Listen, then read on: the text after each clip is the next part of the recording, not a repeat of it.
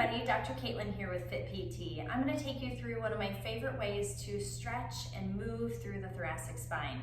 Many a times during our day we're spent rounded forward over desk work, computer work, kiddos, you name it. Even in my job and line of work as a physical therapist, I'm constantly rounded and bending forward over patients. And so a lot of times we develop this extra rounded curve called kyphosis through the upper back. And so we want to be able to open up and extend and reverse that curvature as much as possible through our movement and our stretching. So we're actually today going to do a version with the Pilates ball. This is just a 9-inch standard Pilates ball. Mine actually I tend to keep a little deflated. So if you have a small kid's ball at home, this works really well. You can also do something pretty similar with a foam roller, but for this version alone, we're going to do it with a ball. So you'll feel a little bit different here. So we're going to place the ball on the mat space. And then just as best you can, try and lower your back down somewhere in the middle of your spine between those shoulder blades onto the ball. Now, go ahead and place your hands, interlace your fingers, and place the palms of your hands behind your head. It's really important that you keep your head and your neck supported here, so make sure that you're actually cradling and holding your head here so your neck is not holding you up. So in this position, again, I place the ball roughly between my shoulder blades. It can be a little bit higher or lower in your own body, that's just fine. And now as you inhale, I want to encourage you to gently extend and back bend over the ball.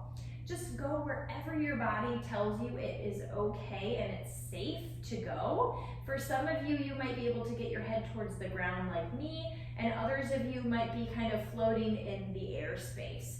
Now, I encourage you to stay here for an entire breath, and then as you exhale, I want you to pull your belly up and in and leverage and lift your chest up. So it's kind of like a teeter-totter. Belly comes down, chest lifts up. Okay, inhale, extend over the ball. Expand that rib cage, expand that chest. Exhale, engage your core. You're gonna get a little crunch and mini sit up here with this. So we're engaging and then we're relaxing and stretching. Exhale. Okay, now you can do as many of those as you'd like, and then I would encourage you to just hold and breathe in this extended position as long as you feel tolerable. If you can even hold this up to 30 seconds, maybe even 60 seconds, that would be lovely. But again, this is all about the art of, figuring out what is best for your body. So there's that movement strategy, and then there's this holding strategy. You'll also notice with your hands and your elbows in this position, you'll get a little stretch through your chest. That also is lovely for posture. Now, I want you to watch my position here. So I'm actually gonna move my body on the ball by scooting my butt down. Okay, so I'm gonna do a little lift to give myself a little leverage. I'm gonna scoot my butt down a few inches, so now the ball naturally moved up my spine, and I'm gonna do the same thing.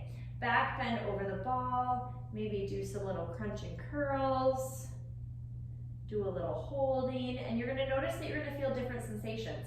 Now, what I feel in my body is gonna be different than what you feel in yours, okay? So it's good to explore these different areas of your upper back. You might have some areas that feel really mobile and easy to stretch, and other areas that feel less mobile.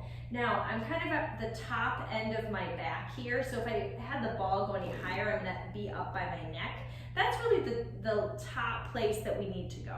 So now I'm gonna go the other direction, okay? I'm gonna scoot my butt up a little bit, and a little further, because I haven't been in this space yet, and then I'm gonna back bend once again over the ball. Now, once you are kind of in this like low thoracic spine range, or the lower part of your rib cage, so the ball's kind of right here where it almost is where my ribs meet my belly, that area is a little harder to do the sit-up version, so you may actually just wanna hang out here because of the lever arm. It's a long lever arm between the ball and the top of your head. It sometimes is a little harder to do that crunch in a safe and effective way. So once you're in this lower part of the thoracic spine, I would just encourage you to rest your head down and hold and breathe. So for me, this is pretty easy. I feel the most stretch right in the middle here, and so this is maybe where I would spend the most of my time stretching. So I just encourage you, as you move through that, to explore different areas of your spine with the ball. And as far as your borders of like, well, what's too high and what's too low, where should I be? If you really think about your thoracic spine is kind of where it starts up where the base of your neck meets your shoulders, and then it extends down to where your rib cage ends. So if you feel along your rib cage, X marks the spot, shoulders meets the neck, X marks the spot.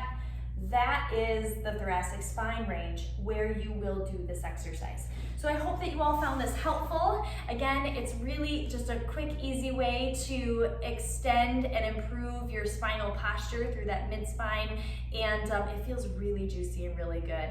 So if you like what you're seeing here for our videos, be sure to hit the subscribe button so you are sure to see our new content that comes out.